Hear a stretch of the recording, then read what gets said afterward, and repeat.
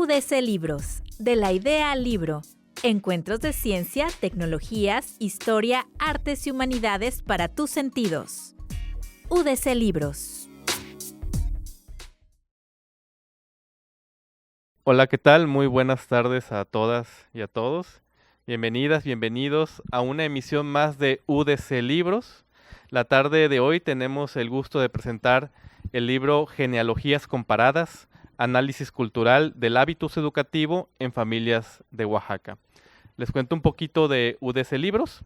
Es un esfuerzo conjunto de la Universidad de Colima con el apoyo de las Direcciones Generales de Televisión, Radio Universitaria y Publicaciones. Esta tarde, como es costumbre, nos encontramos en la librería Corazón en Casa, bajo el cobijo de un bonito y frondoso árbol y una luz que nos anuncia que se acerca el fin de año. También un clima muy agradable para esta charla que vamos a tener el día de hoy. Mi nombre es Miguel Ángel León Gobea y nos acompaña nuestra invitada especial, la doctora Carla Covarrubias Cuéllar, coautora y pieza fundamental para la existencia de este libro. Doctora, muy buenas tardes, ¿cómo se encuentra? Gracias, es un gustazo estar aquí, estar en este recinto. Me recuerda cuando yo llegué al quiz en los años 80. Estoy bien, estoy contenta por acompañarlos hoy y que me acompañen en esta presentación. Qué bonito saber que los espacios se van resignificando y que en realidad no sabemos qué va a suceder en este mismo espacio en unos años más, ¿no? Siempre Así es, vamos a ver qué pasa. Nos va a sorprender. Les voy a platicar un poquito acerca de la doctora. Ella es profesora e investigadora del Centro Universitario de Investigaciones Sociales, le conocemos como el CUIS, de nuestra Universidad de Colima, con línea de investigación en Sociología de la Cultura. Hizo su doctorado en Sociología por la Universidad Complutense de Madrid. Es integrante del Sistema Nacional de Investigadores. La doctora Carla comparte su conocimiento en las aulas de la Facultad de Letras y Comunicación y en el doctorado en Ciencias Sociales de la Universidad de Colima. Asimismo, en el doctorado de Ciencias y Humanidades para el Desarrollo Interdisciplinario de la Universidad Autónoma de Coahuila. Es también integrante del comité directivo de la revista Estudios sobre las Culturas Contemporáneas, una publicación que, por cierto, nos ha acompañado aquí en repetidas ocasiones en UDC Libros. Bien, doctora, pues hoy presenta el libro Genealogías comparadas, análisis cultural del hábitus educativo en familias de Oaxaca. En líneas generales, ¿en qué consiste Genealogías comparadas? ¿En qué consiste este libro? ¿Qué es lo que nos ofrece? ¿Qué es el aporte principal que hace para los estudios sociales y para los estudios culturales? Muchas gracias. Primero quiero decir que es uno de mis libros consentidos. En la producción académica siempre hay cosas que nos marcan la vida profesional, la vida personal, porque este libro está fundamentalmente sustentado por narrativas orales de personas vivas, ¿verdad?, que nos acompañaron en un buen recorrido de tiempo. Este libro, Genealogías comparadas, es un compendio, en realidad es un libro muy extenso, tiene 560 páginas. Es un libro que el curioso va a encontrar un estudio completo sobre historias de familia y sus genealogías, guiadas, este estudio guiado por una pregunta de investigación que es, fíjense bien, cuáles son las disposiciones cognitivas educativas que tienen un conjunto amplio de familias y cómo estas disposiciones cognitivas fueron cambiando a lo largo del siglo XX. Es un estudio de corte antropológico, sociológico, con un enfoque de la investigación constructivista, es decir, partimos del principio de que todo lo que un investigador o investigadora puede construir es una interpretación parcial, incluso de la realidad. Cuando se trabaja en colectivo hay más opciones para otra construcción más complementaria o más amplia, ¿verdad?, que lo que hace un investigador solo. Y el libro ofrece un estudio de este tipo. Es un estudio histórico, un estudio sobre cultura, análisis cultural, el título, es un estudio sobre cultura, también es un estudio sobre memoria y sobre educación. Ahí se encona genealogías comparadas. Estudio de cultura, memoria y educación. Entonces, el estudio ofrece pues muchas cosas. Ofrece una perspectiva ante el cambio cultural. Se pueden imaginar 3, 4 familias. Al principio éramos 15, luego 8, luego 5, luego 4. Quedamos 4. 4 familias de base con sus genealogías. Es decir, los padres, los abuelos y los bisabuelos. El primer referente es a finales del siglo XIX, ¿verdad? Habla de algunos que pudimos recuperar, que había nacido, la bisabuela, otra, a finales del siglo XIX, 1890, 1880, y de ahí para acá, hasta el siglo XX. El estudio fue hecho en 2006 y 2007 en Oaxaca, con profesores de la Universidad Mesoamericana. Ellos hicieron la investigación de campo, yo fungí como profesora capacitadora de esta línea de investigación, que es una de mis especialidades como investigadora nacional. Y pues el libro cuenta muchas historias, ¿no? No sé si después podemos hablar un poco más de resultados para no adelantarme. Te escucho con tus preguntas. Adelante. Sí, claro que sí, doctora. Se me venía en mente ahorita que hicieran el ejercicio de pensar en las genealogías de sus familias. ¿Hasta qué nombres conocen? ¿Conocen el nombre de sus abuelitas, de sus abuelitos, de bisabuelas, bisabuelos, tíos, tías abuelas? Y también acerca de los oficios o si fueron profesiones. Entonces, si pensamos hacia atrás y hacemos el ejercicio y empezamos a descubrir, si lo hiciéramos de una manera científica, organizada, estructurada, seguramente descubriríamos datos, historias que nos fascinarían, que no sabíamos. Y creo que es un mundo al que nos lleva genealogías comparadas. A 4 familias del estado de Oaxaca, con sus ramificaciones, con sus devenires, todo marcado por la educación. Cómo las familias han estado dentro o no de algún programa educativo y cómo han concebido la idea de la educación. Doctora, en la portada, ahorita hablábamos de la portada, que por cierto tiene una ilustración muy, muy bella, que invita precisamente a seguir ese camino. En la portada del libro podemos leer 4 nombres, además del suyo, que es Gisela Josefina Ignacio Díaz, Rafaela Andrés Ortiz, Nolasco Morán Pérez y Jorge Mario Galván Ariza. Y usted menciona que es un libro colectivo de la red del programa de cultura del Centro Universitario, del CUIS, y de la Universidad Mesoamericana de Oaxaca, pero en específico del Grupo Emergente de Investigación de la Universidad Mesoamericana. Háblenos de este equipo. ¿Quiénes son las personas que están aquí en portada y cómo se conocieron? Los nombres que has leído son mis compañeros, mis colegas amados, porque a través de un montón de años pues surgen las afectividades y las amistades, ¿no? Ellos son profesores de la Mesoamericana. Ellos cuando fui invitada para trabajar con ellos, me hicieron la propuesta de pues, que querían aprender más sobre investigación social. Ellos tenían un perfil más de profesores que de investigadores. Y cuando yo llegué ahí, ayudé no solamente a producir y a capacitarlos, sino entré a un programa de trabajo con la Mesoamericana. El GEYUMA, que es este grupo de investigación de la Universidad Mesoamericana, con estos profesores habían tenido ya antes un diplomado en técnicas de investigación, habían estado motivados por generar investigación para su universidad, para la sociedad de Oaxaca, para todo lo que sucedía en esa región. Y pidieron este apoyo. Entonces, yo entré a ayudarles a conformar su grupo de trabajo. Conduje y propusieron, o sea, fue muy interesante cómo ellos ponían y yo también ponía mi opinión y mi asesoría en la construcción de un proyecto sobre este estudio, ¿verdad? Porque también sabían que había existido un proyecto mayor en los años 90, principios de los 90, dirigido por Jorge González Sánchez sobre las ofertas culturales y los públicos de México. Ese proyecto tenía 3 fases: la encuesta, aplicar una encuesta, revisar, levantar información sobre cartografías. La cartografía es un estudio de la ciudad que permite identificar dónde están las ofertas culturales.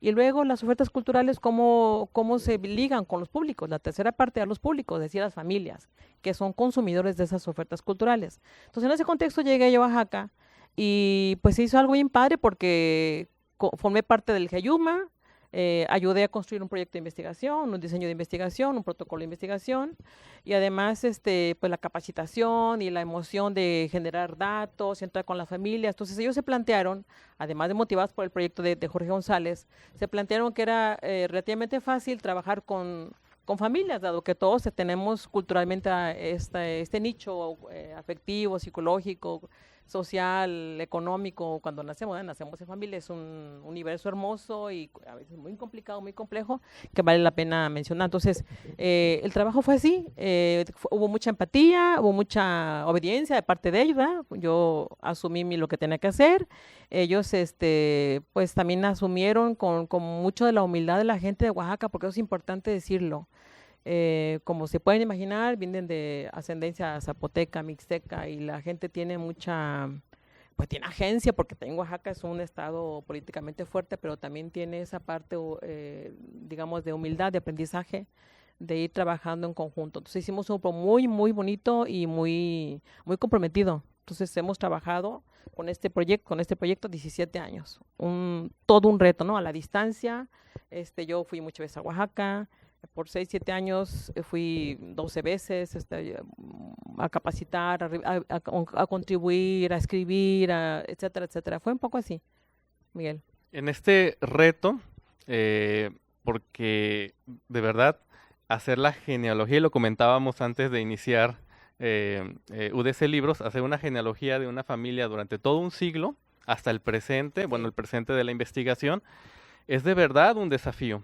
En este sentido, y para acercarnos un poquito ya hacia a los relatos, ustedes hicieron etnografía e historia oral y se fueron hacia lo micro, es decir, a la cotidianidad, a lo que sucede día con día en una familia.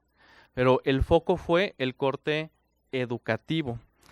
¿Cómo fue el acercamiento a las familias? Es decir, ¿cómo decidieron qué familias iban a ser el objeto de estudio y cómo fue tocar las puertas? ¿Cuál fue el desafío para lograr conformar a este grupo de 4 familias? Bien, hablamos de una investigación social con un enfoque cultural, con profesores e investigadores con mucha experiencia en la docencia, preocupados y ocupados en el desafío de plantear la pregunta de investigación que qué había acontecido con esas disposiciones cognitivas desde el campo educativo y cómo habían cambiado a lo largo del siglo XX. Decía hace rato al inicio que la investigación fue en 2006 y 2007. 2 años estuvieron ellos trabajando, levantando información, involucrándose con las familias. Esta metodología etnográfica y la historia oral son metodologías de las ciencias sociales que se colocan en una perspectiva de la vida cotidiana, se llaman fenomenológicas. Están en la vida cotidiana, no tenemos que hacer casi nada para entrar en ellas. Simplemente tomar conciencia de que vamos a entrar a trabajar con ellas, con el instrumental que eso implica hacer la etnografía y hacer historia oral. La etnografía implica estar en el lugar de suceden las cosas, en muy resumidas cuentas, observar, registrar, sistematizar información, organizar sistemas de datos. Y la historia oral significa hablar con las personas. Las dos proporcionan diferentes tipos de entrevistas, ¿verdad? Unas son más conversacionales, otras son amplias, otras son estructuradas, otras son semiestructuradas, otras son a veces en grupo, en parejas, depende de muchas circunstancias de la investigación. Fue un desafío porque los profesores pues eran novatos en la investigación, capacitarlos y hacerlos tiene su ventaja, que es pues en lo fresco se gana tiempo y esfuerzo, pero en la inexperiencia también se pierden muchas cosas. Sin embargo, había mucho entusiasmo y creo que fue bastante bueno en ese sentido. Pues resultó un trabajo interesante, construido, decía hace rato, a la distancia, en algunas ocasiones que yo también fui para allá, muchas veces, y ellos sentaban a las familias. Estar en la universidad implicó pues estar en contacto con los estudiantes, hablaron con algunos estudiantes que podrían facilitar la entrada a algunas familias, y se trabajó por redes de redes. Generalmente se trabaja así en la investigación cualitativa, con ese tipo de estudios. Se busca personas, amigo de la amiga, el primo, la tía, la vecina, que me pueda facilitar el ingreso a una familia. Para ello, la persona que yo conozco y que ella me puede acercar a esa familia, la uso como un puente. esa persona me presenta a la persona que tiene una posición significativa dentro de la familia, pues la abuela, la mamá, la hija mayor, el hijo mayor, aquella persona que es clave para que yo pueda ingresar, para que el otro pueda ingresar. Entonces, más o menos, fue así. Y para eso necesitamos no buscar unas familias determinadas. Para comenzar necesitábamos una familia que tuviera por lo menos 3 generaciones, porque eso indica el estudio de las historias de familia, pero también porque es un estudio de larga duración. Si queremos observar cómo eran las disposiciones cognitivas y cómo fueron cambiando a lo largo del siglo XX, pues entonces habría que buscar tiempo histórico, y 3 generaciones es bastante gente y familias y generaciones para revisar esa situación. Después buscamos que las familias fueran originarias originarias, no, que fueran de Oaxaca, que tuvieran por lo menos 15 años de vivir en Oaxaca, que conocieran la cultura, que fueran de ahí, que tuvieran arraigo, etcétera. Luego que esas familias tuvieran personas de edad avanzada, que fueran extensas, que tuvieran abuelos, tíos, mayores, que pudieran ofrecernos su memoria para poder reconstruir el pasado de sus padres, sus abuelos. Y el último criterio fue que, pues, que tuvieran disposición para participar en una investigación de este tipo, ¿no? Que implicaba tiempo, nos llevó prácticamente año y medio el levantamiento de información, y eso también, pues, estar de vuelta y vuelta, que un extraño, entre comillas, llegue a casa y te pregunte cosas, observe. Tolerar eso es un proceso también, ¿no? Tiene que ser empático, tiene que ser poco a poco, hay lineamientos metodológicos y técnicos para acercarse un poco más a las personas, y tiene mucho de psicología, tiene mucho de lo que sabemos hacer respecto, cuando llegamos a la casa de alguien, respetamos el orden social de la casa, los hábitos, empezamos a socializar con personas que no conocemos, hasta que buscamos y esos tiempos, esas metodologías son de tiempo, no son como la encuesta que llegas, tocas una casa y levantas la información y te vas, ¿no? Entonces son grandes desafíos en lo social, en la iniciación de la investigación, en la disposición de la gente para con los intereses de la mesoamericana sobre este estudio, los retos de los profesores para convertirse o para tener más herramientas en investigación social. Entonces son, como ves, muchas cosas juntas, ¿no? Sí, y muy importante lo que menciona de esa, en realidad, una red de confianza que se hace, porque el Empatía y hecho de confianza. que les abran las puertas tiene que ver porque ya hay una recomendación, ya hay alguien que confía en ustedes, ¿no? Que en este caso nos comenta el contacto fueron los estudiantes, ¿no? Sí. Precisamente de las profesoras y los profesores. Doctora, hay un prólogo en este libro de Jesús Galindo Cáceres, que tengo entendido fue su profesor. Y es un prólogo muy completo, quizá yo creo que de los prólogos más completos que he leído en un libro, y menciona algo acerca del movimiento social. Dice así: he aquí el sistema básico del movimiento social. Algo desaparece, algo aparece, algo continúa. En este sentido, ¿qué detectaron que aparece y qué detectaron que desaparece en el hábitus educativo de estas 4 familias? Una preguntota.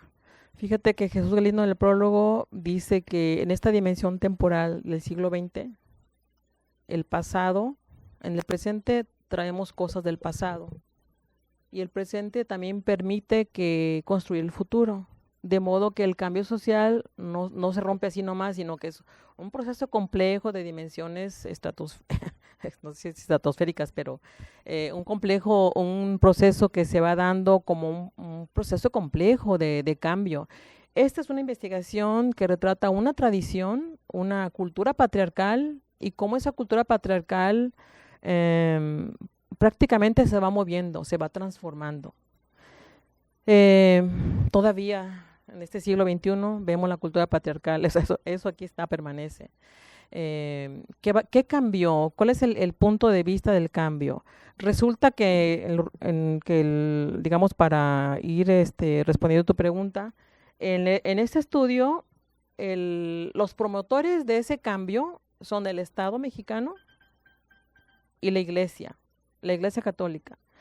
A principios del siglo XX podemos observar cómo estos dos vectores, digamos, de la cultura tienen en control el orden social de este estudio, de lo que sucedía desde los relatos con las familias y la perspectiva ya viéndolo de la parte analítica. Y también como en un segundo momento, cómo el vector educativo va transformando prácticamente la vida social de estas 4 familias con sus genealogías, que es un montón de familias con un montón de gente. Entonces, lo que va cambiando es, y ahí donde pusimos el ojo, es este conjunto de disposiciones cognitivas, que aquí utilizamos el concepto de hábitus. Hábitus no son más que, en resumen, el sistema de interpretación del mundo de las personas. Nosotros miramos el mundo desde un punto de vista y nuestra manera de percibirlo está encarnado en nuestro cerebro, en nuestra manera de percibir, nuestra memoria. Entonces el hábitus fue lo que nos permitió hacer un concepto, que nos permitió ponerle nombre conceptual a esas disposiciones cognitivas. Por eso hablamos de hábitus. Entonces, en el ámbito educativo, el hábitus educativo es donde fuimos observando, es donde se fue transformando el vector educativo, fue transformando la vida social desde hace rato. Gracias a eso, pero también debido al cambio cultural entre el estado de vida de la pobreza o de la parte rural, cuando la gente migró a ámbitos más semirurales o más urbanos, en búsqueda de trabajo, en búsqueda de mejores condiciones de vida, en búsqueda de, ahí sí quiero ser muy insistente, en búsqueda de tener alguna oportunidad de estudio para sus hijos, ahí viene el cambio. Es decir, el cambio del que estoy refiriéndome, el cambio cultural, comienza con el vector educativo, que permite que las familias, al migrar por la pobreza y por condiciones de vida paupérrimas, pues el hijo muy chiquitito empieza a ir a la primaria, primero y segundo grado, termina de estudiar, ya no hay más escuela, la familia tiene que emigrar por la economía de la familia, pero también por los estudios del hijo sobre todo, ¿no? Pues las hijas pues ahí se quedan en casa, al cabo van a ser mantenidas, es lo que aquí ya todos sabemos. Para esa perspectiva, el que tenía la prioridad para estudiar eran los hombres, que tenían que ser proveedores de sus familias. Entonces el cambio cultural empieza por el vector educativo, y yo creo que esa es la gran apuesta, no sé si lo sabemos o no, pero aquí se corrobora que estudiar capitaliza a las personas, capitaliza a las familias. Y llegar a estudiar es una cantidad de inversión de energía de las familias para migrar, para buscar mejorías de vida. Las mujeres crean las expectativas de vida, desde mi punto de vista el análisis está así. El papel de las mujeres son las que dicen, mi hija también tiene que estudiar. Mi hijo muy bien, pero hay una lucha entre el padre y el esposo, padre y esposo, para que las hijas puedan tener derecho a ir a la escuela. Entonces, para salir de la pobreza, para la mejoría económica, el campo educativo ofrece esa gran oportunidad y las familias han luchado muchísimo para poder llegar a esa posibilidad con sus hijos. Ahora que hablaba del hábitus, doctora, pensaban que hiciéramos un ejercicio de imaginación. Primero que pensemos cómo concebimos a la educación, qué idea tenemos acerca de ella, de la educación actual. Pensamos que es inclusiva, pensamos que es justa, pensamos que es equitativa, es decir, ¿qué idea tenemos? Que es accesible, no sé, ¿qué pensamos cada quien acerca de la educación? Y si lo que pensamos lo pudiéramos platicar con nuestras bisabuelas o con nuestros bisabuelos, o si las pudiéramos escuchar o los pudiéramos escuchar, ¿qué respuestas tendríamos? Creo que esa es una de las posibilidades que nos ofrecen este tipo de estudios, este tipo de esfuerzos académicos, y nos invitan siempre a la reflexión, a plantearnos. Me decía la doctora Carla antes de iniciar que, bueno, yo le comentaba que había algunas historias que me habían impactado, algunos acontecimientos en específico, y resulta que es un espejo, ¿no? Porque también vamos contrastando nuestras historias de vida y de nuestras familias. Doctora, tenemos, creo que en México, pues en el siglo XX, México tiene una tradición de familias muy extensas, de muchas hijas, de muchos hijos, y eso ha cambiado con el devenir del tiempo. En este sentido, también tenemos que pensar ¿por qué es tan importante estudiar la familia? La familia la podemos estudiar desde muchos ámbitos, ¿no? Desde la historia, no sé, de la política, desde las sexualidades, desde el género. El enfoque es de la educación en este libro. ¿Por qué es tan importante continuar estudiando a la familia? Considero que la familia es lo dije hace ratito, el nicho,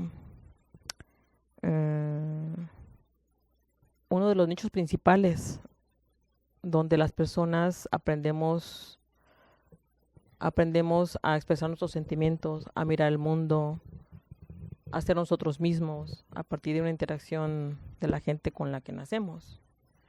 Pero hay otra parte de la familia que es la pareja, ¿no? La pareja tiene una política. Mi padre, que era un intelectual, decía, la política de la pareja es el amor maduro, ¿eh?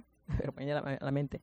Pero volviendo a tu pregunta, la familia es una organización social, es una mediación, un sistema de la vida social que está en la que todos estamos engarzados, ¿no? Tenemos padres, tenemos hermanos, tenemos integrantes de otras familias, muchas veces familias extensas. En la familia se cocina todo. En la infancia está nuestra familia. Nuestra vida actual ha dependido de nuestra vida en familia. Los seres humanos somos marcados o estamos marcados por ese contexto donde nacemos, donde nos desarrollamos, donde damos nuestros primeros pasos, donde aprendemos a amar a las personas, donde construimos nuestro mundo, donde hemos sido muchas veces, es muy común, violentados, ninguneados, subajados, violados, violadas. Entonces la familia es una unidad de análisis de la sociología, de la antropología, de las ciencias sociales en general, de la psicología o de la otra ciencia, ¿no? Y me parece que es un campo riquísimo. Yo que estudio las familias y que tengo una familia y que todos tenemos familia, creo que la familia da para muchos estudios de diferentes tipos, ¿no? Por ejemplo, aquí hay cuestiones de violencia terribles, de violaciones, de muertes, de pleitos de herencias, pero historias maravillosas también de los éxitos de las personas, de tener vidas saludables. Las comparaciones de este estudio también tienen que ver con algunos patrones, cómo los patrones se reproducen y cómo se pueden romper, ¿verdad? Porque a veces pensamos que nos tocó vivir así, pues así sigue la cosa. Pero no, hay personas que tienen agencia, que tienen coraje, que tienen ganas de salir adelante, que tienen ánimo de que las cosas cambien. Entonces la familia ofrece un mundo de reflexión increíble, muy grande, muy rico. Y hoy en día que las familias se han transformado, bueno, las familias siempre se han transformado de su devenir histórico, pero hoy en día hay muchos tipos de familias. ¿Qué mejor? Digo, se pone más complejo, pero se pone muy interesante para el tipo de sociedad que construimos como sujetos fuera de familia y las familias entre sí, ¿no? Porque hoy en día tenemos un escenario muy interesante y mucha complejidad que vale la pena explorar. Ese estudio es de la familia del siglo XX, ya se pueden imaginar. Nosotros, a la edad que, bueno, los jóvenes están más jóvenes, ¿verdad? Probablemente tienen otro tipo de familias, pero nosotros venimos, bueno, yo vengo de una familia, pues ya saben, de abuelos, bisabuelos, de 5 generaciones en Colima atrás. Conviví con mis abuelos, no conocía a mis bisabuelos, conocí a mis abuelos, no a mis bisabuelos, pero tengo un montón de parientes porque mis familias tuvieron hijos, mis tíos son de familias muy grandes, extensas. En fin, creo que la familia da para mucho en este siglo XXI y para el futuro también. Sí, dentro de las historias que comenta la doctora, yo pensaba al leer en algunos códigos cinematográficos que tengo, y al leer el libro, al leer los relatos de las familias, veía que también hay un común denominador, que es la Ciudad de México, o el antes Distrito Federal, porque las migraciones van hacia allá, en búsqueda de trabajo, en búsqueda de educación, y ahí está fluctuando las personas entre el que se le llama el centro del país, y el interior, aunque el interior pues más bien todos estamos dentro de México, obviamente. Entonces, y me acordaba yo también de las películas de la época de oro mexicano, donde también se ven las personas que llegan a la ciudad, ¿no? Y buscan oportunidades. Entonces se me hacía muy interesante ir como juntando todos esos códigos en los relatos.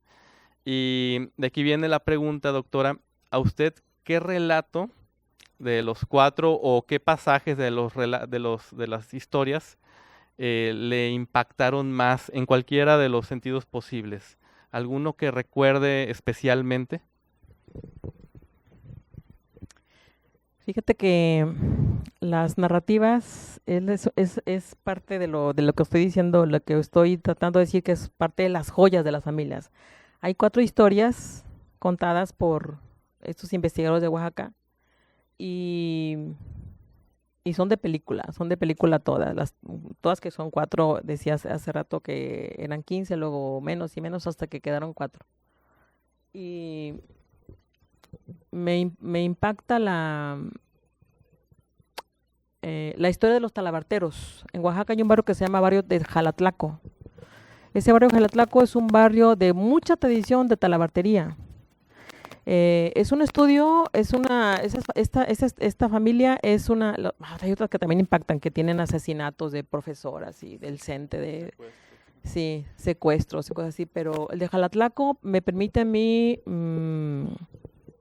cuando quienes heredaron el oficio de la talabartería están trabajando el cuero del animal, de la vaca, del cerdo, uno puede oler lo que ellos narran, ¿no? Cómo trabajaban el cuero, cómo lo curtían, las horas de trabajo, también son, pues es oficio de familia, pero el oficio de familia se hacía hasta 12 o más horas de trabajo impresionante, con mucha necesidad económica, el olor de curtir los cueros.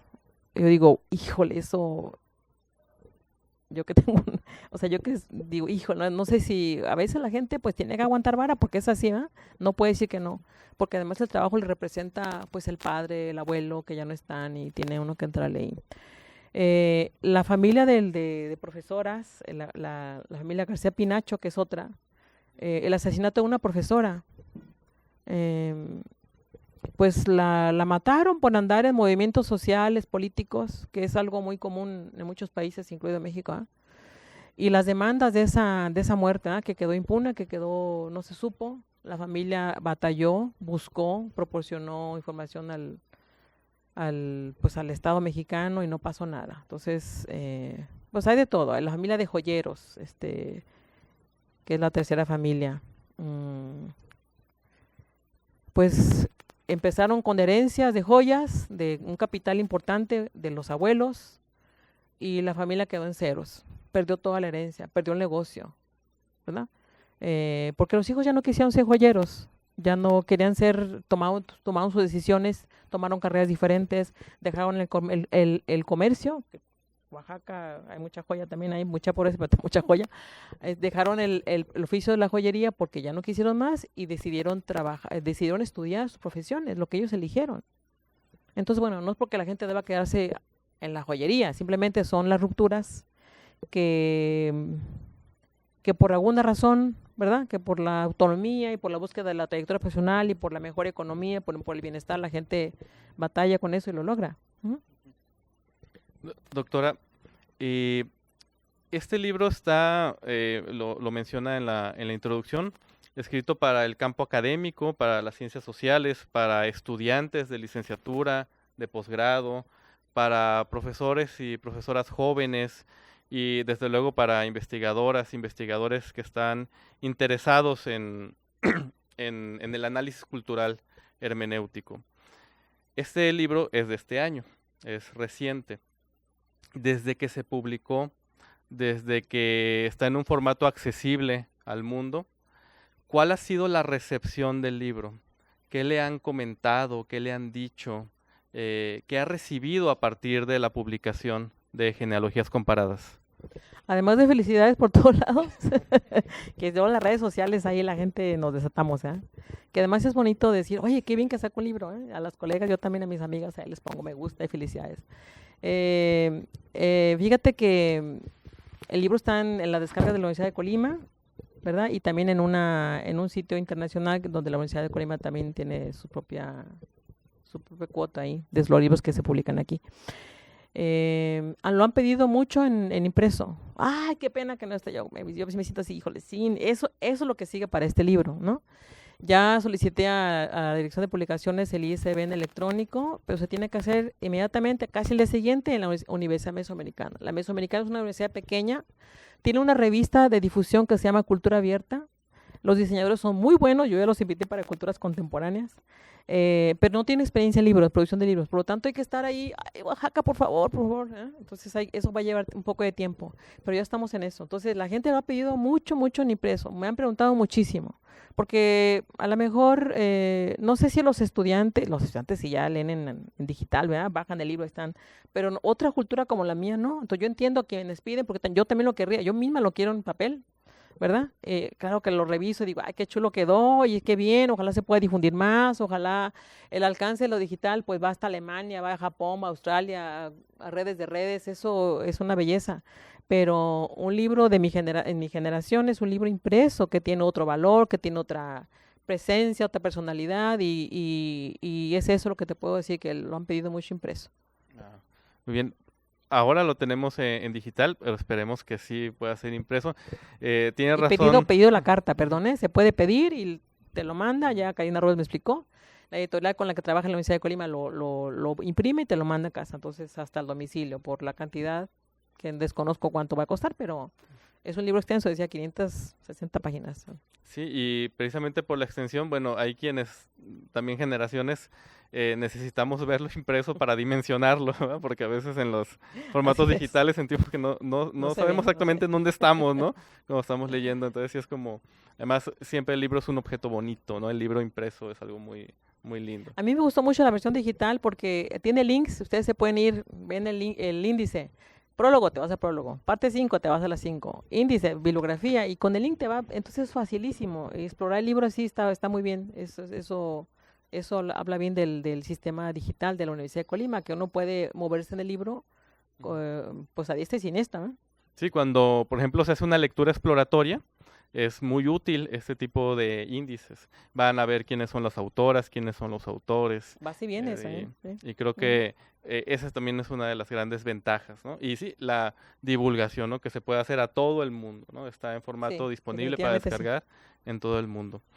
Para irnos acercando a hacerles unas preguntas a nuestros acompañantes del día de hoy.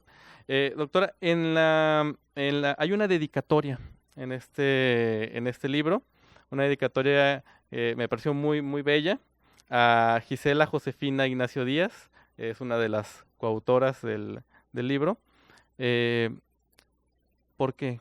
¿Cómo nace esta dedicatoria hacia ella? Es una dedicatoria muy sentida. Fíjense que este proyecto duró 17 años. Lo ubicamos en 3 fases. De 2006 a 2012. Y de 2013 a 2018, segunda fase. Y de 2018 al año pasado, que es cuando se terminó y se publicó este año. En ese tiempo, en 2018, yo viajé a Brasil de año sabático. Y una de las autoras es Gisela Ignacio Díaz, colega querida, muy querida y amada tanto por sus colegas profesores de la Mesoamericana y por mí, porque ella fue la que me contactó para esta experiencia con esta universidad y con ellos, con el grupo de investigación. Pero también Gisela fue autora, fue una persona, se doctoró al final, yo dirigí su tesis doctoral. Después de la experiencia de este libro, porque quedamos muy amigas y pues el trabajo, más allá de lo amigo, de la amistad, pues sus intereses fueron por temas sobre política y religión, trabajó en Oaxaca, pero ella fue una persona líder para ese grupo de Geyuma y fue una persona, fue psicóloga industrial, trabajó en la Mesoamericana y toda su vida había estado trabajando ahí y falleció en 2019 por un tumor cancerígeno en la cabeza. Se lo identificaron y falleció a los 3 meses. Le duele mucho la cabeza, historia pues de este tipo. Entonces, Gisela no trabajó en la parte final de la pandemia para acá con el libro, ya había partido, y le dedicamos el libro a ella porque siempre estuvo con ese entusiasmo increíble que a veces no siempre se ve, pero que pocas veces Pocas veces no, que de esas personas que siempre están ahí animando, que sí vamos a sacar el libro y como no, porque vivimos en la segunda fase, como cuento yo ahí, diferentes procesos de, pues, de procesos que se fueron de la Mesoamericana, otros se integraron, otros se enfermaron, o sea, hay una parte del libro de 5 años que el libro cayó y con mucha fuerza y con mucha dignidad pudimos todos hablar y levantar ese trabajo, porque es digno de publicarse, que ya está la publicación. Porque no solamente porque el trabajo, la investigación lo vale, sino porque hay inversión, fíjense, de vida, de tiempo, de esfuerzo, de energía, de desvelo, de ir con las familias, para no quedar en nada, no. Entonces, la disciplina tiene mucho que ver ahí, el amor por el trabajo también, la dignidad, por supuesto, también. Y lo que Gisela deseaba era, como todos, que este libro saliera. Entonces, el libro está dedicado a ella desde el corazón de todos, ¿verdad? Así Sí, fue. y es algo que se transmite con las palabras que le dedican. Bueno, estamos hablando de historias y ahora viene el turno Viene el de examen. nuestro público. Quisiera invitarlos a que alguien que nos guste contar un poquito acerca de las historias de sus familias respecto a la educación. ¿Cómo son sus familias o cómo han sido sus familias en la cuestión educativa? ¿Qué es lo que saben acerca de ellas? Y acerca de quienes estudiaron, por qué, cómo sí, cómo no. Si tienen alguna historia que nos puedan platicar brevemente. Y hay un premio sorpresa para quien se anime primero. Y para quien se anime después también. Como detalle de Navidad, la próxima Como detalle Navidad. de Navidad. Ujú. ¿O cómo conciben la educación el día de hoy? ¿Qué piensan acerca de la educación en México, en el mundo, que recibimos el día de hoy? Por ejemplo, mi papá, a ver si ya con eso da pauta. Mi papá decía que la única herencia que teníamos, que él nos podía dar, era estudiar. Así que estudien. De hecho, estudiamos y nos dijo, les voy a dar la oportunidad de que no trabajen para que estudien. Nada de que es que el trabajo ya me conectó con el dinero, es que ya me aburrió el estudio, mejor quiero trabajar. Nada de eso. Entonces, derechito. Fue profesor, eso también lo tengo que decir. Y pues esa fue la apuesta de él con sus hijos, ¿eh? Y sus hijas. Cuando yo era niño, mi mamá me decía, ay, es que estudiar es muy bonito. Me decía, yo no entendía por qué me decía eso, ¿no? Para mí estudiar, pues, era estar haciendo la tarea en realidad, ¿no? O preparándome para el examen. Y ella me decía, es que es muy bonito estudiar. Y me preguntaba por qué lo decía. Que ya, obviamente, grande, ¿no? Ya lo empecé a entender. Pero creo que son esas también las anécdotas O sea que bonitas. hay un valor, ¿verdad? Un Ujú, valor ujú. ahí implícito. Muy bueno. Al escucharla me imaginaba precisamente este árbol, ¿no? Como esa metáfora de las familias, ¿no? Vamos a encontrar aquí genogramas, árboles El genealógicos. arbolito aquí está. Ujú. Que pensemos, ¿no? Bueno, por alguna de estas ramas y alguna de estas hojas seremos nosotras o nosotros, Sí. pero pensemos en las raíces que sabemos que son más amplias, ¿no? Más profunda, sí. Y creo que eso es muy, muy bello pensarlo en las familias. El libro lo van a encontrar en edición digital. Ustedes si ponen en Google publicaciones, Universidad de Colima, o el título del libro, Universidad de Colima, publicaciones, lo van a encontrar, les va a aparecer. La página es www.colmx/publicaciones en línea. Ahí está el catálogo de lo que se hace, de lo que se publica en la universidad y lo pueden tener en acceso totalmente libre. Quiero mencionar que la ilustración de portada de la que hemos hablado, que coincidimos en que es muy bella, la realizó Marco Antonio Gómez Gallardo. También el diseño de la portada lo realizó Marco Antonio Gómez Gallardo. Y el cuidado de la edición y el diseño de interiores lo hizo José Augusto Estrella, que siempre es muy, muy importante mencionar cómo los libros, después del esfuerzo académico, van a la producción, van a los comités editoriales y cómo se procesan y quiénes son esas personas que están detrás de lo que vemos o de lo que sentimos, de lo que tocamos. Doctora, muchísimas gracias por acompañarnos. Ha sido un el día de hoy. placer estar aquí compartiendo este momento y este trabajo. Muchísimas gracias. Desde la Dirección General de Publicaciones agradecemos mucho la participación de nuestra invitada especial, así como de este bellísimo público que nos acompaña esta tarde de noviembre. Ya prácticamente estamos finalizando el mes. Y desde luego a quienes nos escuchan a través de las redes sociales, de las diversas plataformas de UDC Libros. Agradecemos también el apoyo y las ganas de todo el personal que hizo posible esta transmisión, a Claudia Díaz, que está en la cámara, en las tomas, a Ricardo Galindo, que está también en la transmisión, ella y él de la Dirección General de Publicaciones, que son incansables siempre para que UDC Libros sea posible. Y bueno, no olviden para todas y todos escucharnos también en Radio Universo 94.9, es la radio también que está online, en YouTube, en @Universidad de Colima TV, es todo junto, se escribe sin espacios, y en redes sociales de Facebook, Instagram, en TikTok, de la Dirección General de Publicaciones, que en la transmisión estarán apareciendo en la descripción de estos videos.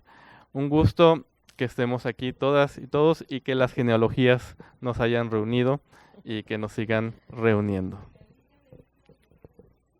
Claro que sí, la Liga del Libro es en www.ucol.mx/publicaciones en línea. Ahí encontramos el libro en acceso totalmente gratuito. Muchísimas gracias y me gustaría que despidiéramos con un aplauso a la doctora. Gracias, es un placer, Carla un gusto Covarrubias. estar aquí. Bajen el libro, es gratis y es para todo mundo. Y está hecho también pensando, da perfectamente para aquellas personas curiosas de explorar otras historias, ¿verdad? Porque permite el estilo literario también de los relatos, permite conexión con nuestras propias historias. Es muy bonito. Muchas gracias. Muchas gracias, doctora. Gracias. UDC Libros es una coproducción entre las Direcciones de Publicaciones, Radio y Televisión Universitaria, como parte del programa de difusión y promoción de la lectura. Te esperamos en la próxima edición de UDC Libros, de la idea al libro.